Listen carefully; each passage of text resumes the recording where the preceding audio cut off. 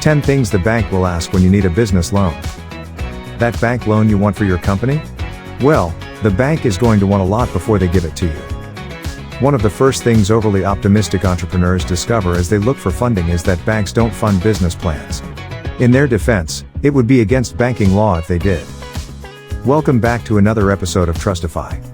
Subscribe to the channel now if you enjoy this type of content and hit the notification bell to never miss any of our latest videos that we upload. In this episode we will be going over 10 things the bank will ask when you need a business loan. Let's dive in. 1. Collateral.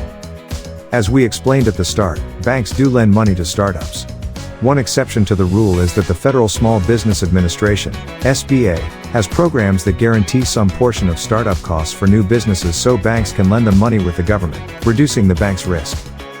So your business has to have hard assets it can pledge to back up a business loan. Banks look very carefully at these assets to make sure they reduce the risk.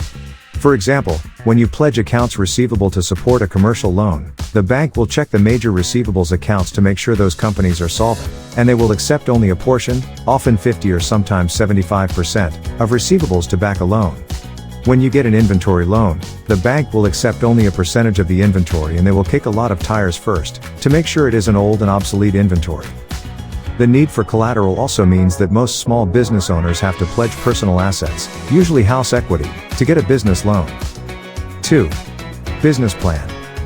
There are exceptions, but the vast majority of commercial loan applications require a business plan document. Nowadays it can be short, perhaps even a lean business plan, but banks still want that standard summary of company, product, market, team, and financials. 3. All of your business's financial details. That includes all current and past loans and debts incurred, all bank accounts, investment accounts, credit card accounts, and of course, supporting information including tax ID numbers, addresses, and complete contact information. 4. Complete details on accounts receivable. That includes aging, account-by-account information, for checking their credit, and sales and payment history. And if you don't know what your accounts receivable are, then count your blessings. If you had any, you'd know. 5. Complete details on accounts payable. That includes most of the same information as for accounts receivable and, in addition, they'll want credit references, companies that sell to your business on account that can vouch for your payment behavior. 6.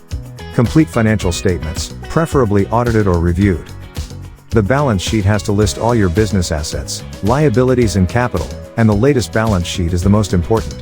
Your profit and loss statement should normally go back at least 3 years, but exceptions can be made, occasionally, if you don't have enough history, but you do have good credit and assets to pledge as collateral. You'll also have to supply as much profit and loss history as you have, up to 3 years back. Regarding audited statements, having audited statements means you've paid a few $1,000s to have a CPA go over them and take some formal responsibility for their accuracy. CPAs get sued over bad audits. The bigger your business, the more likely you'll have audited statements ready as part of the normal course of business for reasons related to ownership and reporting responsibilities. Having statements reviewed is a lot cheaper, more like $1,000, because the CPAs who review your statements have way less liability if you got it wrong.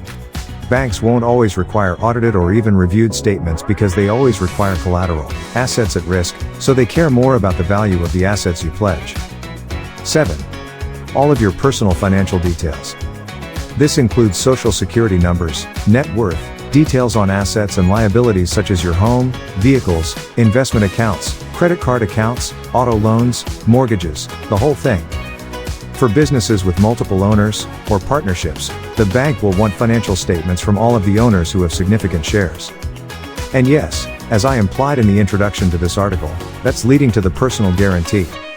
Expect to sign a personal guarantee as part of the loan process. 8.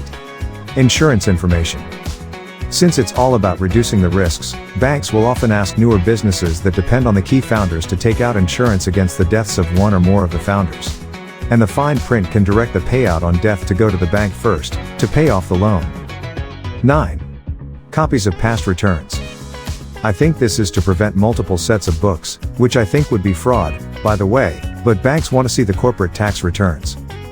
10. Agreement on future ratios. Most commercial loans include what we call loan covenants, in which the company agrees to keep some key ratios, quick ratio, current ratio, debt to equity, for example, within certain defined limits. If your financials fall below those specific levels in the future, then you are technically in default of the loan. And with that, we've reached the end of this video all about 10 things the bank will ask when you need a business loan. Get involved and let us know in the comments section down below. We hope you found this video helpful, and if you enjoyed it, don't forget to like and subscribe for more videos just like this. And turn on the notification bell so you don't miss out on our latest uploads. Thank you for watching, and we'll see you in the next one.